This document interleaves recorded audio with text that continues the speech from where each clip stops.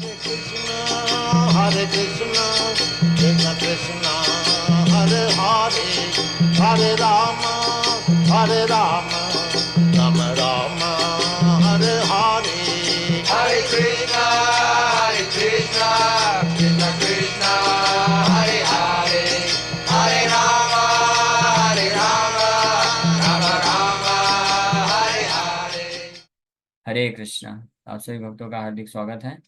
हम लोग भगवान श्री कृष्ण चंद्र के 64 दिव्य गुणों के बारे में चर्चा कर रहे थे। तो इसके 50 गुणों की चर्चा हम ऑलरेडी कर चुके हैं अभी तक। तो 50वां गुण था the supreme controller. Krishna is the supreme controller, supreme master, अभिज्ञ स्वराट। एंड उसके बाद अभी नेक्स्ट क्वालिटी है चेंजलेस। हाँ, 51वां गुण है क्या? चेंजलेस, यानी परिवर्तन नहीं हो सकता। भगवान सुप्रीम मास्टर हैं, सुप्रीम कंट्रोलर हैं, और साथ ही साथ में अपरिवर्तनीय है, यानी हमेशा बने रहते हैं। इस संसार में कोई मास्टर बन भी गया कुछ समय के लिए, प्राइम मिनिस्टर बन गया, चीफ मिनिस्टर बन गया, ज़्यादा से ज़्यादा 5, 10, 15, 20 साल रह सकता है। फिर पोजीशन चेंज हो जाती है। अगर देवता भी बन गया तो कुछ लाख या कुछ करोड़ साल में चेंज हो जाती है। ब्रह्मा भी बन गया तो चेंज हो जाती है कुछ अरब खरब वर्षों के पश्चात। लेकिन भगवान के पोजीशन कैसा है? Changeless, completely fully changeless, as it is. इसलिए भगवान का एक नाम है Achyut. Achyut means one who does not fall from his position at any time. जो अपनी स्थिति से कभी जिनका पतन नहीं होता है, अपनी भगवत्ता से कभी पतन नहीं होता है। और भगवान बीइंग भक्तवत्सल, अपने भक्तों के प्रोटेक्टर हैं, सुरक्षक, सुरक्षा प्रदान करते हैं, उस स्थिति से भगवान का कोई पतन नहीं होता है। इसलिए ऐसे चेंजलेस होने के कारण ही केवल भगवान का ही व्यक्ति आश्रय ले सकता है, और उनका ही आश्रय लेना चाहिए। तो कभी किसी को डिस्करेजमेंट नहीं मिलेगा, निराश नहीं होगा व्यक्ति इस संसार में। क्योंकि हम किसी के साथ संबंध जोड़ते हैं, किसी पे आशा रखते हैं, लेकिन हम निराश क्यों हो जाते हैं? क्योंकि वो परिवर्तित हो जाता है, व्यक्ति परिवर्तित हो जाता है। तो मन के भाव परिवर्तित हो जाते हैं, उद्देश्य परिवर्तित हो जाता है, या उसकी जो शक्ति है, योग्यता है, कैपेसिटी है, वो परिवर्तित हो जाती है, नष्ट हो जाती है, उसका पोजीशन नष्ट हो जाता है। तो इसलिए वो हताशा मिलती है, फिर निराशा मिलती है। लेकिन कृष्ण के बारे में ऐसी विशेष बात है कि ना तो उनका पोजीशन, ना तो उनकी योग्यता, कैपेसिटी, और ना ही उनकी शक्ति, और ना ही उनके मन के भाव परिवर्तित होते हैं। इसलिए वो चेंजलेस हैं, पूरी तरह से अपरिवर्तनीय है, अच्युत हैं। तो इसलिए अगर कोई कृष्ण के साथ संबंध बनाएगा, कृष्ण का आश्रय लेता है, तो ऐसे व्यक्ति को कभी निराश नहीं होना पड़ेगा। हमेशा वो आशा रख सकता है, और जो है भगवान का आश्रय में सुरक्षा प्राप्त कर सकता है। So Krishna does not change his constitutional position. Constitutional position भगवान की क्या है? Supreme controller. पिछले श्लोक में हम लोग चर्चा किए थे, सुप्रीम कंट्रोलर ये भगवान का कॉन्स्टिट्यूशनल पोजीशन है। कॉन्स्टिट्यूशनल पोजीशन का मतलब होता है कि उनका अस्तित्व है वो, यानी वो उस स्थिति, वो उनकी स्थिति ऐसी बने ही है वो। हाँ, जैसे जीवात्माओं का हमारा कॉन्स्टिट्यूशनल पोजीशन क्या है? सर्वेंट। ये हम दास हैं, हम सेवक हैं, ये हमारी कॉन्स्टिट्यूशनल पोजीशन है। ये हमारी जो है कॉन्स्टिट्यूशन का, कॉन्स्टिट्यूएंट का मतलब होता है जिससे हम मिलके बने हुए हैं। तो ये हमारी स्थिति है, हम इसी से मिलके बने हुए हैं। तो हम चाहे भौतिक जगत में भी जब कोई जीवात्मा आ जाता है और बॉस बनने का प्रयास करता है, मालिक बनने का प्रयास करता है, तो उस वक्त भी वास्तव में कॉन्स्टिट्यूशनल पोजीशन सर्वेंट होने के कारण वो मालिक बन नहीं पाता है, वो सेवक ही रह पाता है, सेवक ही रह जाता है। लेकिन भगवान जो है उनका कॉन्स्टिट्यूशनल पोजीशन है सुप्रीम कंट्रोलर का, सुप्रीम लॉर्ड का, सुप्रीम मास्टर का कॉन्स्टिट्यूशनल पोजीशन है। तो हर स्थिति में वो बने रहते हैं। भगवान भी अपने कॉन्स्टिट्यूशनल पोजीशन को चेंज नहीं कर सकते हैं। भगवान चाहते हैं कि मैं दास बनूं अपने भक्तों का, और दास बन भी जाते हैं, लेकिन फिर भी कॉन्स्टिट्यूशनल पोजीशन वही रहता है, सुप्रीम कंट्रोलर, सुप्रीम मास्टर। हाँ, जैसे यशोदा मैया के भगवान तो छोटे से नन्हे मुन्ने बालक लाल बन गए, और यशोदा मैया उनको पालन पोषण कर रही हैं। यशोदा मैया अगर नहीं खिलाएंगी तो नहीं खा पाएंगे भगवान, उन पे पूरी तरह से निर्भर हो गए इस तरीके से। यशोदा मैया उनको स्नान कराती हैं, कपड़े पहनाती है, श्रृंगार करती हैं, उनको माखन खिलाती है। माखन नहीं बनाएंगे तो बेचारे भूखे रह जाएंगे, ऐसी बना दिए भगवान पोजीशन। लेकिन फिर भी कॉन्स्टिट्यूशनल पोजीशन तो है सुप्रीम कंट्रोलर की, मास्टर की। तो यो स्थिति तो कभी खत्म हो नहीं सकती भगवान की। इसीलिए जब पूतना आए, तृणावर्त आए, और अलग अलग प्रकार के असुर आए, तो वैसी स्थिति में अपने आप को यशोदा मैया की गोद में रखे, लेकिन फिर भी जब वो लोग आए तो भगवान अपनी भगवत्ता को दिखाए और उनको वध भी कर दिए। तो इसलिए भगवान की चेंजलेस इसलिए बोला गया है कि हमेशा चेंजलेस रहते हैं भगवान। भगवान हमेशा भगवान रहते हैं। God is always God and we are always servant of God. हम लोग हमेशा सेवक हैं, हमेशा सेवक बने रहते हैं। चाहे माने या ना माने वो अलग बात है, लेकिन ये स्थिति है। So Krishna does not change his constitutional position, not even when he appears in this material world. जब भौतिक जगत में आते हैं तब भी भगवान की स्थिति चेंज नहीं होती। Ordinary living entities have their constitutional spiritual position covered. Constitutional spiritual positions covered. जो साधारण जीवात्माएं होती हैं उनकी जो ये कॉन्स्टिट्यूशनल पोजीशन है, आध्यात्मिक स्थिति है, जो वास्तविक आध्यात्मिक स्थिति है, वो ढकी रहती है। हमारी वास्तविक आध्यात्मिक स्थिति है जीवेर स्वरूप है कृष्णेर नित्य दास। कृष्ण के नित्य दास के रूप में हमारी वास्तविक स्थिति है। लेकिन ये भौतिक जगत में आने के कारण, भौतिक चेतना से दूषित होने के कारण ये ढक जाती है और हम अपने आप को बॉस मानने लग जाते हैं। लेकिन ये कवर्ड पोजीशन होती है। So they appear in different bodies and under the different bodily concepts of life they act. But Krishna does not change his body. He appears in his own body and is therefore not affected by the modes of material nature. In the first canto, 11th chapter, verse 38 of Srimad Bhagavatam, it is stated that the special prerogative of the supreme controller is that he is not at all affected by the modes of material nature. तो भगवान जब जीवात्माएं आते हैं तो उनका जो स्थिति है वो ढक जाता है, वो भी नष्ट नहीं होता। हमारा भी कॉन्स्टिट्यूशनल पोजीशन कभी खत्म नहीं होता है। हम भी हमेशा एज इट इज हमारे दास हैं तो दास ही बने रहते हैं। लेकिन भौतिक चेतना से प्रभावित होकर के हम जो है ढक जाती है हमारी चेतना। हम अपने आप को अलग अलग प्रकार के शरीर में धारण करते हैं, अलग अलग प्रकार के शरीर धारण करते हैं। लेकिन भगवान हमेशा एज इट इज भगवान बने रहते हैं। वो जब इस भौतिक जगत में आने पे भी भौतिक प्रकृति के गुणों से प्रभावित नहीं होते हैं। ये पहले स्कंद के 11वें अध्याय के 38 नंबर श्लोक में बताया गया है। एतदीशनमीशस्य प्रकृतिस्थो यपि तद्गुणैः न युज्यते सदात्मस्थैर् यथा बुद्धि तदाश्रया। एतद ईशनम ईशस्य प्रकृतिस्थो, प्रकृति में स्थित होने पर भी, ईशस्य, ईशस्य मतलब ईश्वर का, ईशनम मतलब उनका जो ये भगवत्ता है, डिविनिटी है। ईशनम मतलब भगवत्ता या डिविनिटी, उनकी जो आध्यात्मिक स्थिति है। इस प्रकार से प्रकृति स्थो अपि तद्गुण है, प्रकृति में स्थित होते, भौतिक प्रकृति में रहने पर भी, तद्गुण है इन भौतिक जगत के गुणों से न युज्यते, उससे प्रभावित नहीं होता है, उसमें मिक्स नहीं होते हैं भगवान। और सदा आत्मस्थिर, सदा अपने आत्मा की आध्यात्मिक स्थिति पे बने रहते हैं भगवान। और उसी प्रकार से यथा बुद्धि तदाश्रय, उसी प्रकार से जो उनका आश्रय लिए हुए हैं पूर्ण रूप से शुद्ध भक्त, वो भी इसी प्रकार से न युज्यते प्रकृति स्थोपि तद्गुणैर न युज्यते। तो भगवान के भक्तों की ये विशेष बात है, दोनों ही इस प्रकार से अप्रभावित रहते हैं। और हम देख सकते हैं ऐसे महान शुद्ध भक्त लोग भी जब आते हैं तो वो भी भौतिक जगत से प्रभावित रहते हैं, अपने कॉन्स्टिट्यूशन चेंजलेस बने रहते हैं, अनअफेक्टेड रहते हैं। प्रभुपाद जी भारत में थे, वृंदावन में थे, वही रूटीन पालन करते थे, कृष्ण कॉन्शियस थे, कृष्ण भावना भावित थे पूर्ण रूप से। एक छोटे से झोपड़ी के जैसे जगह पे भी रहते थे, तब भी उसी तरह से पूर्ण कृष्ण भावना भावित दिव्य आनंद में थे।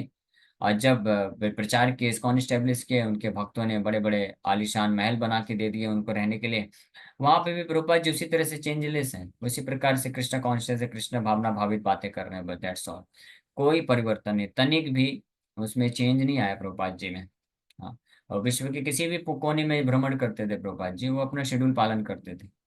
रात को जितना है रात रात भर बैठ के ग्रंथों का रचना करते थे, लिखते थे, और फिर दिन भर जो है प्रचार कार्य में लगे रहते थे, भक्तों को गाइड करते थे।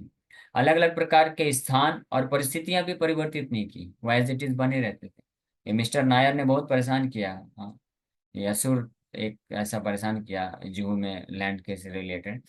तो उसके कारण एंजाइटी दिखता था प्रभुपाद जी के कई बार बाहरी रूप से, कि कितना चिंता है प्रभुपाद जी को कि मुंबई में जो लैंड मिला है उसमें वो लैंड मिले और वहाँ पे भगवान राधा रासबेरी के लिए महल बनाया जाए।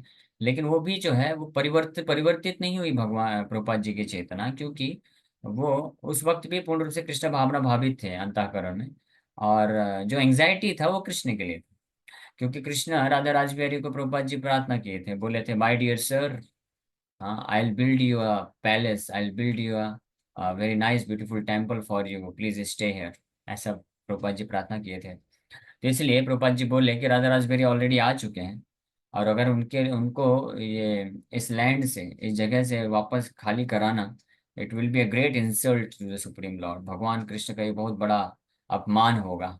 That's why I am fighting with this rascal, Prabhupada ji बोले, इसलिए मैं इस रास्कल के साथ युद्ध कर रहा हूँ। हाँ, नहीं तो हम, I have nothing nothing to do with this land. क्या चाहिए प्रभुपाद जी, सन्यासी हैं, हमको कुछ नहीं चाहिए। हमको कुछ नहीं चाहिए, प्रभुपाद जी बोलते हैं, ये जमीन से कोई ऐसे दूसरी कई जमीन मिल सकती है। लेकिन क्योंकि कृष्णा को हम बुला चुके हैं, राधा राजबेरी आ चुके हैं और वहाँ पे स्टे कर रहे हैं, उनका पूजा चालू हो गया है, लोग दर्शन करने आते हैं, भगवान वहाँ पे स्थित हैं, सेवा स्वीकार कर रहे हैं। तो अगर हम, ये भक्तों का जिम्मेदारी है कि भगवान को फिर वहाँ पे स्थापित रहने दें और उनके लिए अच्छा सा महल बना के दें। तो नहीं तो ये it will be great insult to the supreme lord. तो भक्त कभी भगवान के इंसल्ट को सहन नहीं कर सकता, इसलिए वो फाइट करता है। Otherwise he was completely changeless, perfectly situated in pure Krishna consciousness. So इस प्रकार से भगवान और भगवान के भक्त दोनों की ऐसी स्थिति होती है, they are always unaffected by the modes of material nature. The practical example of this is that devotees who are under the protection of the Lord are also not affected by material nature. ये वही चीज आ गई। यथा बुद्धि तदाश्रय। To overcome the influence of material nature is very difficult, but the devotees or the saintly persons who are under the protection of the Lord are not affected. So what need is there to speak of the Lord himself? दैवी हि एषा गुणमयी मम माया दुरत्यया मामेव ये प्रपद्यन्ते मायामेतां तरन्ति ते। दैवी ही ऐशा, ऐशा मतलब ये भौतिक प्रकृति, माया शक्ति जो है भौतिक जगत की, is she is very very powerful. मम माया दुरत्या, it's very difficult to overcome material nature. भौतिक प्रकृति माया शक्ति को पार कर पाना बहुत कठिन है। बड़े बड़े ऋषि मुनि लोग भी हजारों हजारों वर्षों तक तपस्या करने पे भी माया को पार नहीं कर पाए, बहुत डिफिकल्ट। लेकिन भगवान बोलते हैं कि बट माया मेताम तरन्ति ते माम एव प्रपद्यन्ते, जो पूर्ण रूप से मेरे चरण कमलों का आश्रय लेते हैं वो इस माया से पार हो जाते हैं, माया उनको कुछ नहीं बिगाड़ पाती है। तो आप सोचिए कि भगवान के चरण कमलों का आश्रय लेने वाले भक्त जो भी हैं, वो भी चेंजलेस हो जाते हैं, वो भी परिवर्तित नहीं हो पाते हैं भौतिक जगत के प्रभाव से। तो भगवान का क्या कहना है? भगवान, भगवान का नाम लेने मात्र से व्यक्ति भौतिक प्रकृति को पार कर लेता है, वो दिव्य हो जाता है, आध्यात्मिक हो जाता है। तो भगवान का क्या कहना है? इसलिए भगवान पूरी तरह से चेंजलेस रहते हैं। भौतिक प्रकृति में आने पर भी भगवान इससे प्रभावित नहीं होते हैं। हालांकि कई बार अपने भक्तों को प्रसन्न करने के लिए भगवान ऐसी लीलाएं जरूर कर सकते हैं जो प्रतीत होती हैं, ऐसी लगती हैं कि भौतिक संसार में भगवान भौतिक जगत के तरह लोगों की तरह प्रभावित हो रहे हैं। लेकिन जो भक्त होते हैं वो बड़े आसानी से समझ जाते हैं, जानते हैं कि ये भगवान की लीला है। भगवान प्रभावित नहीं हो रहे हैं, भगवान अपने किसी भक्त को प्रसन्न करने के लिए इस प्रकार से लीला कर रहे हैं। जैसे जन्म लेते हैं भगवान, बाल लीलाएं करते हैं और अन्य अन्य प्रकार की लीलाएं करते हैं अपने भक्तों के लिए, तो प्रतीत होता है कि भगवान भी प्रभावित होते हैं, साधारण मनुष्य की तरह लगते हैं, लेकिन वास्तव में ऐसा नहीं। So to be more clear, although the lord sometimes appears in this material world, he has nothing to do with the modes of material nature, and he acts with full independence in transcendental position, in his transcendental position. This is the special quality of the Lord. ये भगवान की एक विशेष, भगवान का एक विशेष गुण है कि हालांकि भगवान कभी कभी भौतिक जगत में आ जाते हैं और कुछ कार्य करने के लिए, अ, धर्म की स्थापना, भक्तों की रक्षा करने के लिए, लेकिन कभी भौतिक जगत के प्रकृति रजोगुण तमोगुण और सतोगुण से प्रभावित नहीं होते हैं भगवान। और उनके जो एक्ट्स होते हैं, उनके जो लीलाएं होती, कार्य होते हैं, वो पूरी तरह से स्वतंत्र होती हैं, वो उनकी इच्छा से होती हैं। और उनके दिव्य स्थिति पर रहकर भगवान ये सारी लीलाएं करते हैं। ये एक विशेष भगवान का गुण है। तो ये गुण जो है चेंजलेस, ट्रांसेंडेंटल, यानी दिव्य बोला जाता है, या चेंजलेस या ट्रांसेंडेंटल बोला जाता है, या अनअफेक्टेड, अप्रभावित रहते हैं हर परिस्थिति में। विशेष रूप से भौतिक जगत में आकर के भौतिक चीजों से भगवान हमेशा अप्रभावित बने रहते हैं। नेक्स्ट क्वालिटी है 52, all cognizant. So any person who can understand the feelings of all persons and incidents in all places at all times is called all cognizant. Cognizant का मतलब होता है ज्ञान होना, अभिज्ञा, अभिज्ञा, ज्ञा मतलब ज्ञान, यानी जिसको हर चीज के बारे में, हर समय, हर परिस्थिति, हर व्यक्ति के बारे में हर समय सब कुछ ज्ञात होता है, सब कुछ जानता है। हाँ, who can understand the feelings of all persons, जो हर व्यक्ति, असंख्य जीवात्माएं हैं इस संसार, इस पूरे सृष्टि में, आध्यात्मिक और भौतिक सृष्टि में uncountable, millions and trillions uncountable जीवात्माएं हैं। और सबके जो भावनाएं हैं, फीलिंग्स हैं, इमोशंस हैं, उनकी स्थिति है, और जिनको जिनको जानते हैं भगवान, और जिनके सारी घटनाओं के बारे में, जिनके सारे कार्यों के बारे में, सारे विचारों के बारे में, फीलिंग्स के बारे में, और हर समय हर परिस्थिति में जो जानते हैं, उनको बोला जाता है ऑल कॉग्निजेंट। इसी का दूसरा नाम है ओमनिशिएंट। ओमनिशिएंट भी बोल सकते हैं। ओमनिशिएंट मतलब one who knows everything about everyone at all places for all the time, हर समय हर स्थान में और हर किसी के हर चीज को जानते हैं भगवान। और यही कारण है, because Krishna is all cognizant, so भगवान पूर्ण रूप से अभिज्ञ हैं, सब कुछ जानते हैं। और यही कारण है कि केवल एकमात्र भगवान ही है जो हमारे हमारे हृदय को पूर्ण रूप से संतुष्ट कर सकते हैं, हमारी भावनाओं के साथ आदान प्रदान परफेक्ट तरीके से कर सकते हैं। इसलिए जो उनका शेल्टर लेता है, जो उनका आश्रय लेते हैं, तो भगवान उनको पूरी तरह से हेल्प करते हैं, मदद करते हैं प्राप्त करने के लिए। तेषां सततयुक्तानां भजतां प्रीतिपूर्वकं ददामि बुद्धियोगं तं येन मामुपयान्ति ते। तेषां सततयुक्तानां, one who constantly engages in my loving devotional service, जो प्रेममय, भजतां प्रीतिपूर्वकम, प्रीतिपूर्वकम means one who engages in the loving devotional service, प्रेम पूर्वक जो भगवान के चरण कमलों का सेवा करने के लिए तत्पर रहते हैं, तो ऐसे व्यक्ति, ऐसे भक्तों को भगवान बोलते हैं ददामि बुद्धि योगम तम, आई गिव देम इंटेलिजेंस, मैं उनको बुद्धि देता हूँ हर क्षण, by which they can attain me, ये नमाम उपयांति थे, जिसके जिसके मदद से वो मुझे प्राप्त कर लें। तो हमारा केवल एक जो कंसर्न होना चाहिए, या इच्छा होना चाहिए कि हम किसी प्रकार से भक्तों को, इसलिए इस पे ज़्यादा विचार नहीं करना चाहिए कि मैं कैसे माया से मुक्त हो जाऊं, मैं विचलित ना हो, मैं डाइवर्ट ना हो जाऊं, या मेरा सुरक्षा कैसे मिलेगा, मैं कैसे इस भौतिक संसार भव सागर को पार कर पाऊंगा, मृत्यु के समय कैसे क्या होगा, इस पे ज़्यादा कंसर्न नहीं होना चाहिए।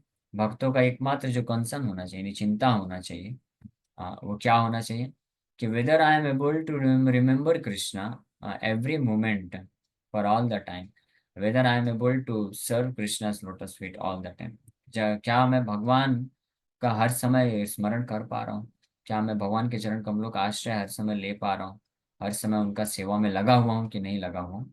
यही एकमात्र प्रार्थना। आप देखिए, भागवत हो या अन्य जितने भी महान आचार्य हैं, भक्त हैं, जिन्होंने भगवान को जो भी प्रार्थना किया है, वो केवल यही प्रार्थना की। हम लोग सुबह वही चर्चा कर रहे थे, एतत् प्रार्थयन् मम बहुमतम् जन्म जन्मांतरेऽपि त्वत्पदाम्बोरुहयुगगता निश्चला भक्तिरस्तु। कुलशेखर महाराज जी प्रार्थना कर रहे हैं, नास्था धर्मे न वसु निचये नैव कामोपभोगे यद भावयन् तद् भवतु भगवन् पूर्वकर्मानुरूपम्। एतत् प्रार्थयन् मम बहुमतं जन्म जन्मान्तरेऽपि त्वत्पदाम्बोरुहयुगगता निश्चला भक्तिरस्तु, निश्चला भक्तिरस्तु। कि नास्ता धर्मे न वस्तु निश्चय, I have no interest, not at all. I do not desire to accumulate wealth. I do not desire to have attachment for performing religious activity. भौतिक धन संपत्ति एकत्रित करने की इच्छा नहीं है, और ना ही धर्म के प्रति आसक्ति रखने में मेरे को कोई इंटरेस्ट है। नास्ता धर्मे न वस्तु निश्चय, नए कामों को भोगे, ना ही संसार के अलग अलग प्रकार की इंद्रिय तृप्ति को प्राप्त करने की मेरी इच्छा है, और ना ही मैं इससे विरक्त हूँ। विरक्त नहीं, ना ही मैं इससे द्वेष रखता हूँ। ये सब धन संपत्ति, धर्म और इंद्रिय तृप्ति से ना मुझे इसको प्राप्त करने की इच्छा है, और ना मैं इनसे द्वेष करता हूँ। Let let all this thing come on my way, I don't care for this. उसको आने दो, जो आता है आने दो। पूर्व कर्मानुजु एतत् नास्ता धर्मे न वसु निशन एव कामोपभोगे यद भवतु तद भवतु यद भावयन। यद भावयन मतलब जो होने वाला है, तद भवतु, let let it so happen. यद भावयन तद भवतु, भगवान हे मेरे भगवान, उसको होने दो। यद भगवान तद भवतु भगवान पूर्व जन्म कर्मानुरूपम, मेरे पूर्व जन्म के कर्म के अनुसार। मैंने पुण्य किया है कुछ, उसके कारण कुछ भौतिक सुख आएगा मेरे जीवन में। पाप किया है तो दुख आएगा। तो जो पाप और पुण्य के कारण जो सुख दुख आने वाला, let it come, I don't care for that. मैं आपसे ये प्रार्थना नहीं करता हूँ कि भगवान ये दुखों को नष्ट कर दो, या सुख को मत आने दो, या सुख को आने दो, या दुख को मत आने दो, दुख आने दो। ये सब मेरे को कंसर्न नहीं है। माई ओनली कंसर्न इज, मेरा केवल एक ही मात्र आपसे प्रार्थना, एतद प्रार्थयन, एतद मतलब केवल, दिस मच ओनली, बहुमतम, with intense desire I am praying unto your lotus feet. मैं आपके चरण कमलों में इतना ही विनती कर रहा हूँ, आपसे इतना ही प्रार्थना कर रहा हूँ। तद पदाम्बो रुह युग गता, पदाम्बो रुह युग गता, पदाम्बो रुह मतलब चरण कमल, युग मतलब pairs of your, pair of two lotus feet. आप आपके दो चरण कमल, सुंदर सुंदर चरण कमल, अ, जिनका भगवान शिव, ब्रह्मा जी, इंद्र, चंद्र, वरुण, माता लक्ष्मी, सब जिनका आश्रय लेते हैं। तो ऐसे जो आपके चरण कमल हैं, त्वद, त्वद मतलब आपका, त्वद पदाम्बोरि युग गता निश्चला भक्ति रस्तु। मैं आपके चरण कमलों के प्रति, निश्चल मतलब विदाउट एनी छल, कोई ऐसा भौतिक इच्छा के लिए नहीं, ऐसा भक्ति मेरे को मिले, यही मेरा एक मात्र प्रार्थना है। इस प्रकार से भक्त प्रार्थना करते हैं, और भगवान फिर उनको पूर्ण रूप से, जब इस प्रकार से प्रार्थना करते हैं, भगवान परफेक्ट उनको ऐसा बुद्धि देते हैं कैसे वो प्राप्त कर सकते हैं, और उनके हेल्प करते हैं भगवान पूरी तरीके से। So a nice example of all cognizant quality of the Lord is described in Srimad Bhagavatam, first canto, 15th chapter, verse 11, in connection with Durvasa Muni's visit to the house of the Pandavas in the forest. Following a calculated plan, Duryodhana sent Durvasa Muni and his 10,000 disciples to be guests of the Pandavas in the forest. Duryodhana arranged for Durvasa and his men to reach the place of the Pandavas just when the Pandavas' lunchtime ended, so that the Pandavas would be caught without sufficient means to feed such a large number of guests. Knowing Duryodhana's plan, Krishna came to the Pandavas and asked their wife Draupadi if there were any remnants of the food which she could offer to him. Draupadi offered him a container in which there was only a little fragment of some vegetable preparation. And Krishna at once ate it. At that moment, all of the sages accompanying Durvasa were taking bath in the river. And when Krishna felt satisfaction from eating Draupadi's offering, they all also felt satisfaction, and their hunger was gone. Because Durvasa and his men were unable to eat anything more, they went away without coming into the house of Pandavas. In this way, the Pandavas were saved from the wrath of Durvasa. Duryodhana had sent them because he knew that since the Pandavas would not be able to receive such a large number, Durvasa would become angry and the Pandavas would be cursed, but Krishna saved them from this calamity by his trick and by his all cognizant quality. तो भगवान की ये all Cognizant, अभिज्ञ, पूर्ण रूप से ज्ञान रखने वाले क्वालिटी का एक बहुत सुंदर यहाँ पर उदाहरण दिया गया है। ये सब आप लोग जानते हैं ये कथा, इसलिए इसको ज़्यादा डिटेल में नहीं बताएंगे कि कैसे जब भगवान पांडव वनवास में थे, और दुर्योधन दुर्वासा मुनि को भेज देते हैं उनके 10,000 शिष्यों के साथ कि आप जाइए और पांडवों को भी सत्कार करने का मौका दीजिए। तो दुर्वासा चले जाते हैं। अब 10,000 शिष्य कब जाने को बोलते हैं? लंच टाइम के बाद। हाँ, तो द्रौपदी के पास अक्षय पात्र था, उसमें से कितने भी गेस्ट को वो फीड कर सकते थे, खिला सकते थे, लेकिन एक ही कंडीशन थी, अगर वो अक्षय पात्र से उसने खा लिया, द्रौपदी ने अगर लंच कर लिया, तो फिर उसके बाद अक्षय पात्र से कुछ नहीं मिलेगा। तो द्रौपदी का भी लंच हो गया। तब यह दुर्वासा ऋषि 10,000 शिष्यों के साथ आते हैं और बोलते हैं हम लोग स्नान करके आ रहे हैं, प्रसाद लगा दो। स्नान करने चले जाते हैं। यहाँ पे सब पांडव, द्रौपदी, सब लोग जो है चिंतित हैं। कृष्ण समझ जाते हैं, कृष्ण द्वारकाधीश है, द्वारका में बैठे हैं, लेकिन समझ गए क्या स्थिति चल रही है, इसलिए कॉग्निजेंट।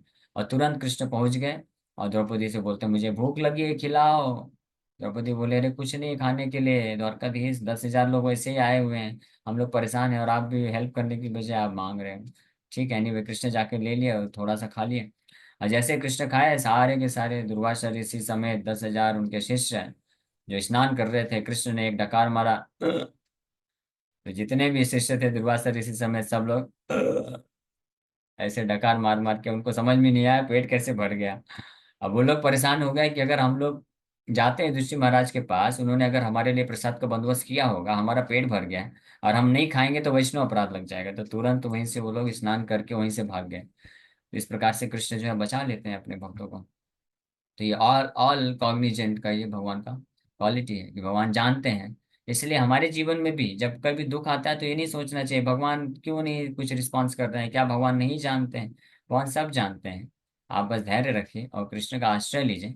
कृष्ण इस प्रकार से अरेंजमेंट करते हैं भगवान अपने भक्तों के लिए कि आपकी भक्ति जो है ठीक तरीके से चलते रहे। तो हमारा एकमात्र जो कार्य है वो है भगवान का आश्रय लेना है, भगवान के नाम का जप करना, स्मरण करना उनका दृढ़ता पूर्वक।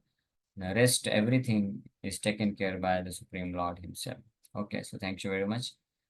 किसी भक्त का कोई प्रश्न है तो पूछ सकते हैं। हरे कृष्णा हरे कृष्णा, कृष्ण कृष्ण हरे हरे, हरे राम हरे Ram. Hare Krishna, Hare Krishna, Krishna Krishna, Hare Hare, Hare Rama.